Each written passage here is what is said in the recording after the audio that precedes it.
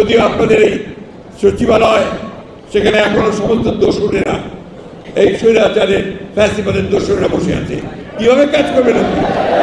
কাদেরকে নিয়ে সংস্কার করবেন?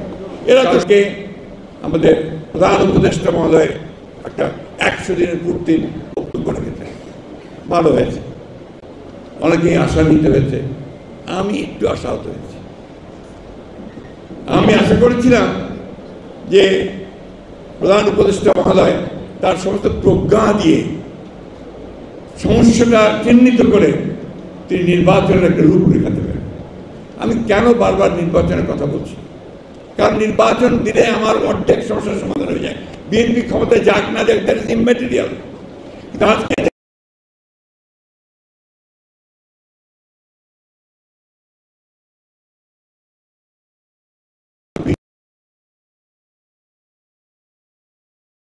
সমর্থন থাকবে, এই বিষয়টা অবশ্যই চিন্তা করতে হবে। সংস্কার আমরা চাই না, আমরা শুরু করেছি, আমরাই ওই ইনিশিয়েটিভ সংস্কার অবশ্যই চাই এবং সংস্কার আমরা করব। আপনারা দয়া করে জিনিসটাকে যেভাবে করলে সবচেয়ে সুন্দর হয়, সকলের কাছে গ্রহণযোগ্য হয়, সেইভাবে এটা আমাদের আপনাদের কাছে অনুরোধ। আমরা এখন পর্যন্ত কোনো বাধা সৃষ্টি করিনি, বলতে আপনাকে সমর্থন দিয়ে প্রতিটি ক্ষেত্রে সমর্থন দিচ্ছি।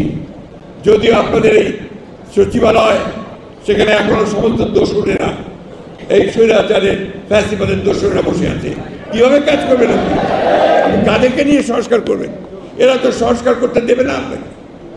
সমস্ত আমরা বসে আছে করে বেশিরভাগ যারা ওই স্বৈরাচারের দোষর, যারা কোটি কোটি টাকা আয় করেছে, দুর্নীতি করেছে, একই সঙ্গে তাদের তো আপনি সেইভাবে আমরা দেখতে পাচ্ছি না, সেইভাবে তাদের বিরুদ্ধে ব্যবস্থা হচ্ছে।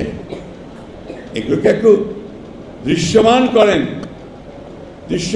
আর গভর্নেন্স সেই দিকে একটু লক্ষ্য দিতে হবে।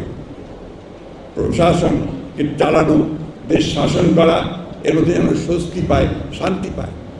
জিনিসপত্রের দাম এমন বেড়েছে যে শান্তি পাওয়ার কোনো কারণ নাই, তাও তো মানুষ মেনে নিচ্ছে না কেন? যে আপনি একটা সুন্দর জিনিস দিবেন, তার ওইটাকেও দৃশ্যমান করেন যে আপনি ব্যবস্থা নিচ্ছেন। সিন্ডিকেটগুলোকে ভাঙার চেষ্টা করেন, না পারেন একটা ব্যবস্থা নিতে হবে তো। আর গভর্নেন্সের ব্যবস্থা করেন। লোকে যদি আবারও দেখে কাজ করতে গেলে আপনার টাকা দিতে হয়, ভোট দিতে হয়, আর সেক্রেটারি গেলে কেউ কাজে যদি যায়, গিয়ে দেখে আবার সেই দালালরাই ঘোরাঘুরি করছে, কখনোই ভালো চোখে দেখবে না।